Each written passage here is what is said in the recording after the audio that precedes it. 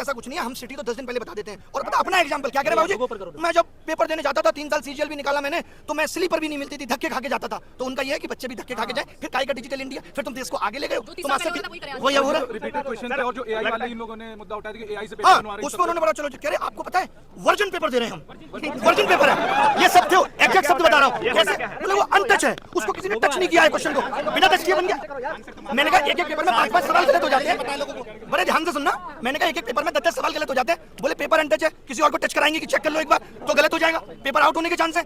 आज आप देख लो जो लोग हमारे पेपर बना रहे हैं वो अपने मौसी के लड़के को भी बता रहे हैं, उनको भी नहीं पता ये पेपर किस एग्जाम में आएगा। मैंने कहा भाई आप सिलेबस में तो आपने दिया नहीं था, प्रोबेबिलिटी स्टैटिस्टिक्स आप सिलेबस तो दे रहे हो। बोले उससे क्या मतलब है, बच्चों को नहीं पता कि 12th बेस्ड है और 12th में सब आता है। तो मैंने कहा आप ये भी लिख दो कि भाई 12th बेस्ड है, एनसीईआरटी पूछेंगे तो बोले लिख देंगे, इनडायरेक्टली तो लिखा हुआ ही है। कुल मिला के उनको किसी बात के लिए इतना सा रिग्रेट नहीं है कि बच्चे परेशान है या एग्जाम सिस्टम खराब है।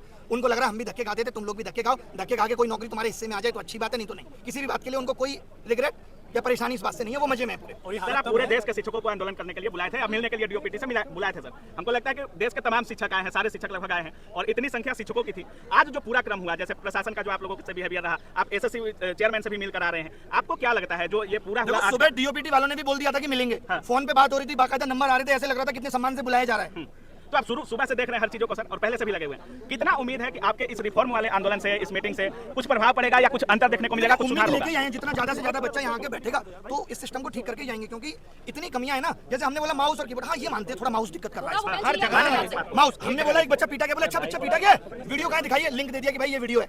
उनको ये भी नहीं पता, वैसे उनको एक एक बात पता है, उनको हमारी वीडियो के एक शब्द पता है कि हम क्या बोलते हैं, उनको ये नहीं पता कि बच्चा पीटा गया है, बच्चों के साथ अभद्र व्यवहार हो रहा है। हमने कहा इन्विजिलेटर आप ऐसे ही रख ले रहे हो, बोले फिर कैसे रखें, चेक करने जाएंगे इन्विजिलेटर क्या करता था पहले, नहीं करता था। तो कुल मिला के सारे जवाब उलूल जुलूल थे और मीटिंग बहुत ही बर्बाद हुई। जो फीस लेते हैं वो किस बात के लेते हैं अगर आप व्यवस्था ही नहीं करवा पा रहे हैं? फीस ले रहे हैं, गलत क्वेश्चन का पैसा ले रहे हैं, बस्ता रखने का पैसा ले रहे हैं, कह तो रहे हैं जो पैसा ले रहे हैं उससे रोडें बन रही है, आप तो देख ही रही हो। बच्चों की बेरोजगारी से रोड बन रही है। एसएससी कमीशन को ये बोलना चाहिए कि गलत सवाल के आंसर का 100 रुपए आपकी रोड बनाने में लग रहा है। सच में रोड भी ले रहे हैं सर, रोड भी तो नहीं बन रहा है। धीरे धीरे इकट्ठे हो रहे हैं, पूरे देश से बच्चे को बुला रहे हैं, यहीं बैठे जब तक ये सिस्टम सही नहीं हो जाता। सुबह तक डीओपीटी बहुत नॉर्मल था, बात करने में कोई दिक्कत नहीं हो, अचानक लग गई कैसे इतने लोग आ गए, ये कैसे हो गया, हटाओ अब नहीं मिलेंगे, ईगो पे ले ली बात, वरना उससे पहले मिलने को तैयार थे। देखिए अभी संसद सत्र चलेगा, फिर 15 अगस्त आ जाएगा, उसके बाद दिवाली की छुट्टियां आ जाएंगी, फिर क्रिसमस आ जाएगा, फिर न्यू ईयर सेलिब्रेशन होगा, फिर मकर संक्रांति, फिर वैलेंटाइन डे, ये तो चलता ही रहेगा, समस्याओं का निदान होगा। ये सरकार की जिम्मेदारी नहीं है। सर जिनका लास्ट टेंडर है उनका क्या? लास्ट अटेम्प्ट पे मैंने पूछा कि आपके पास तो डीओपीटी से लेटर भी आ गया था, तो बोले उन्होंने यही तो कहा था कि इसको अग्रेसित करो, हमने कर दिया, रिजेक्ट कर दिया। अच्छा साहब बोले रिजेक्ट कर दिया। सर सीजीएल में होंगे क्या कुछ चेंजेस सर? कह रहे सीजीएल बहुत अच्छे से कराएंगे। सर डेट भी तो देते हैं। लगा तो उनकी बातों से पोस्टपोन होने वाली बात में शायद ना हो, लगा है लेकिन उन्होंने एक बात और कही, जब आप शुरुआत में आप लोगों ने वीडियो देखा होगा, उन्होंने कहा आंदोलन करने की जगह जंतर मंतर है, तो आप लोग जंतर मंतर आइए वहाँ। हाँ मतलब ये कि आप जंतर मंतर पे जाके बैठो, अभी आप यहाँ ज्यादा बैठने लगोगे, इनको लगेगा यहाँ बहुत ज्यादा भीड़ होगी, तो यहाँ भी ये कहने लगेंगे अब यहाँ भी मत बैठो, तो आदमी कहाँ बैठे? सोशल मीडिया की आवाज आप सुन नहीं रहे, तो कैसे भी तो आदमी अपनी आवाज पहुंचाएगा। सरकार इतनी बहरी कैसे हो सकती है? बच्चों के साथ जो अभद्रता की गई उसका क्या जवाब होगा?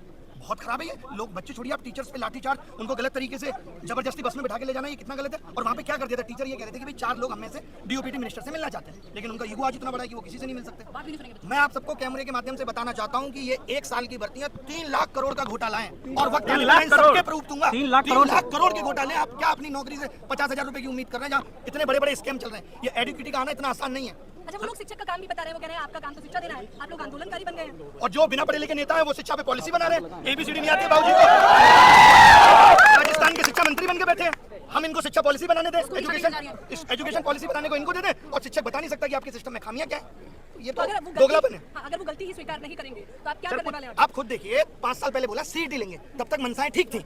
सीईटी लेने का मतलब ही साफ साफ ये था कि भाई कॉमन एंट्रेंस टेस्ट होगा, बच्चा एक बार फॉर्म भरेगा। इनको लगा ये तो गलत हो रहा है, रेलवे अलग से 500 करोड़ कमा के दे रहा है।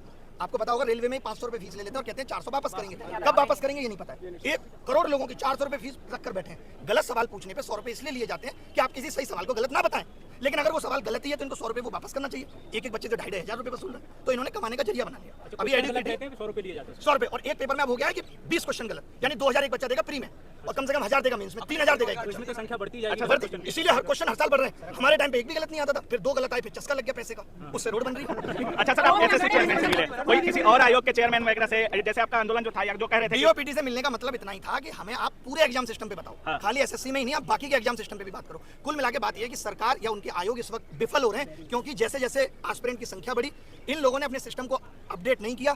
आज ये आधार ऑथेंटिकेशन के लिए अलग कंपनी का सहारा ले रहे हैं, एग्जाम कंडक्ट कराने के लिए अलग कंपनी का सहारा ले रहे हैं, उसमें जो सर्वर सपोर्ट लग रही है वो अलग कंपनी की लग रही है। आगे आने वाले वक्त में करप्शन होगा तो आप यही नहीं पता लगा पाएंगे कि किस कंपनी ने लीक किया। शुरू में जब आपने बोला कि हम माथा टेकेंगे गुरुद्वारा में, तो वहाँ जितने शिक्षक जा रहे थे वो उनका कहना था कि वहाँ खोज रहे हैं कि वही- अभिनय शर्मा कौन है। मतलब वही गुरुद्वारा में माथा टेकना जितना मुश्किल हो गया है कि टीचर जाके 50-60 गुरुद्वारे में माथा नहीं टेक सकते, कोई बच्चा तो माथा आपको क्यों खोज रहे थे लोग? सर ने सबको एकजुट किया क्योंकि ये सबको पहली बार हुआ है। बुलाया और हमने आह्वान किया। वही वही क्या कर लेंगे इससे, मुझे खोजने से क्या, मैं तो हर जगह अवेलेबल को हूँ। डिटेन कर दिया गया, आप कैसे बच गए सर? बाल बांका कर ले, मैं तो कह के आया था। मैं कौन है वो जो भागता है? मिल्खा सिंह से तेज भागता हूँ मैं।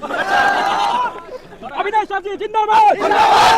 ये मत करो प्लीज, मत करो। हम लोगों को शांति से यहाँ बैठना है, शांति से यहाँ बैठना है।